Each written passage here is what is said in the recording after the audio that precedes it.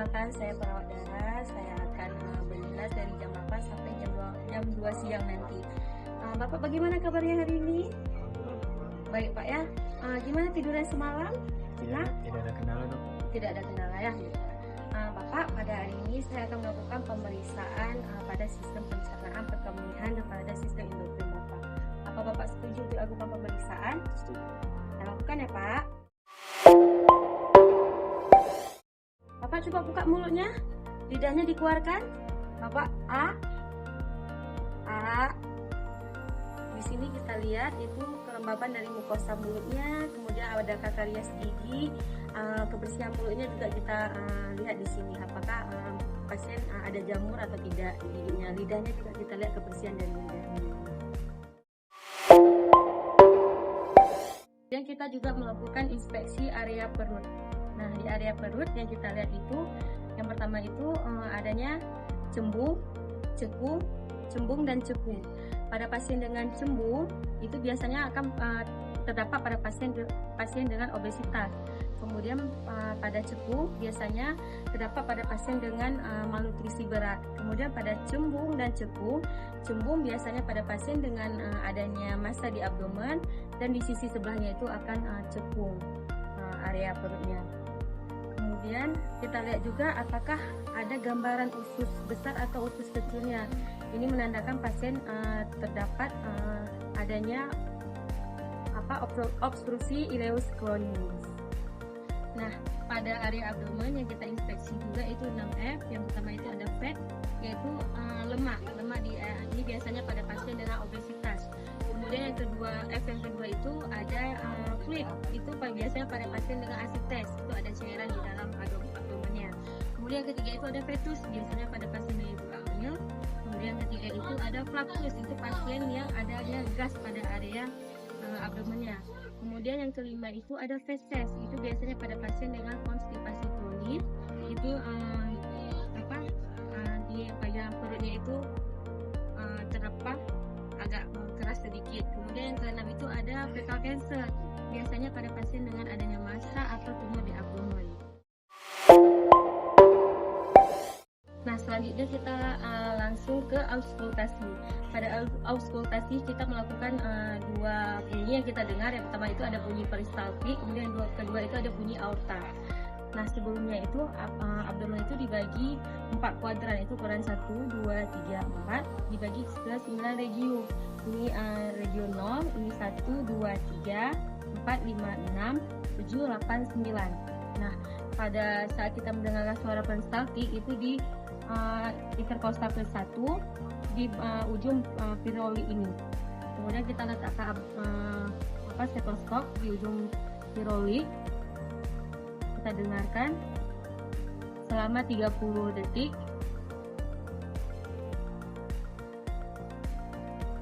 Nah, kemudian kita kalikan 2.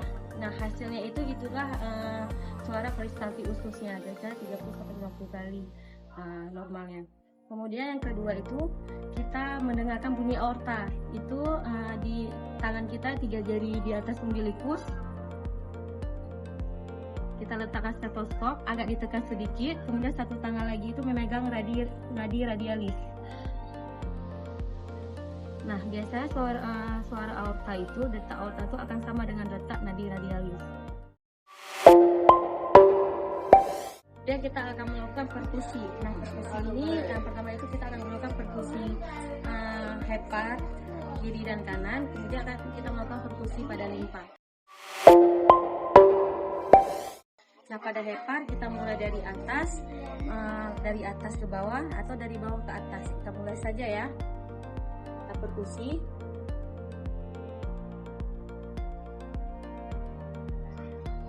Nah, di sini bunyi sonornya. Kemudian kita lanjut perkusi dari bawah.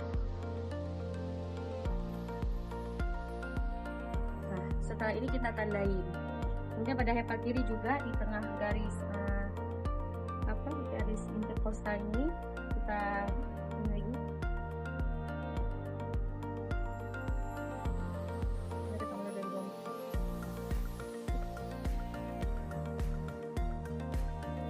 Kemudian kita tandain juga.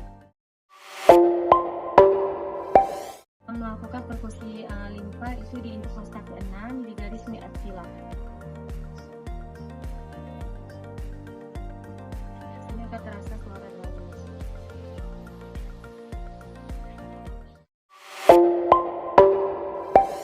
Kita akan melakukan pemeriksaan ASI test. Yang pertama itu ada shifting dullness, di mana di sini kita perkusi.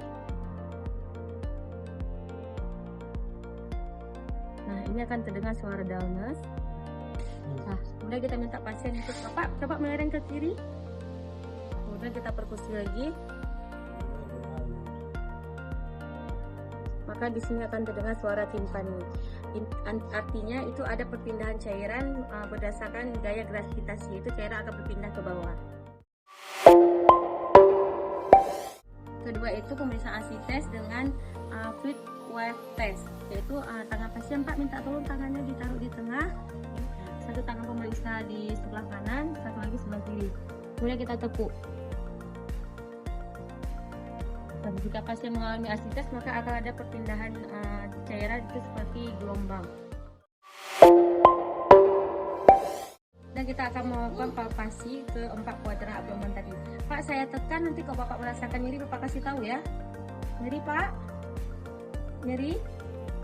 Nyeri, Pak? Nyeri? Nyeri?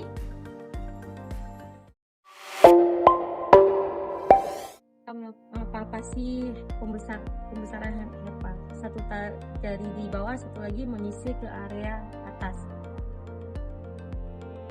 Nah, pada pasien mengalami pembesaran hepa, itu ujungnya itu tidak akan ketemu. Jadi kita lakukan pemeriksaan limpa, pembesaran limpa.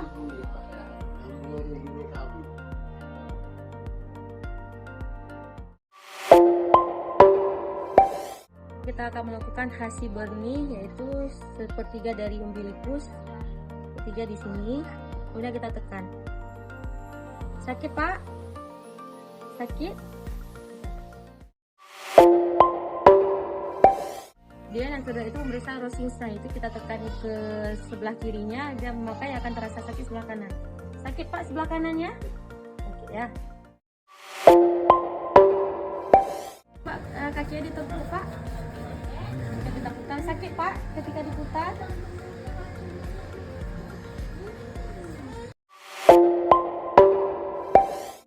Kemudian kita akan melakukan inspeksi pada sistem perkemihan.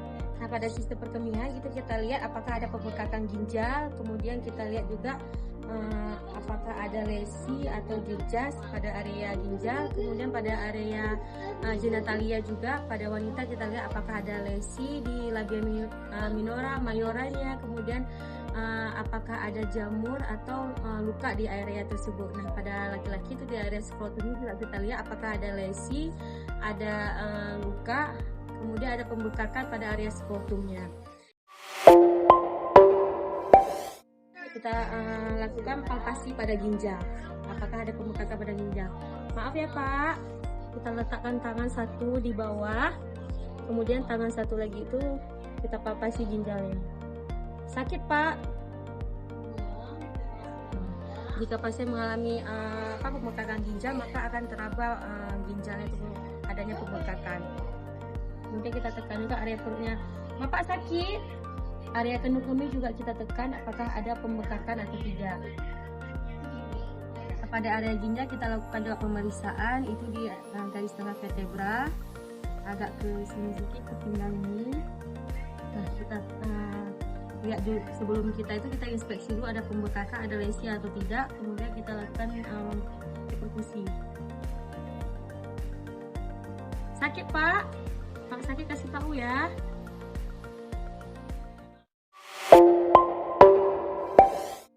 Kemudian kita ke sistem endokrin.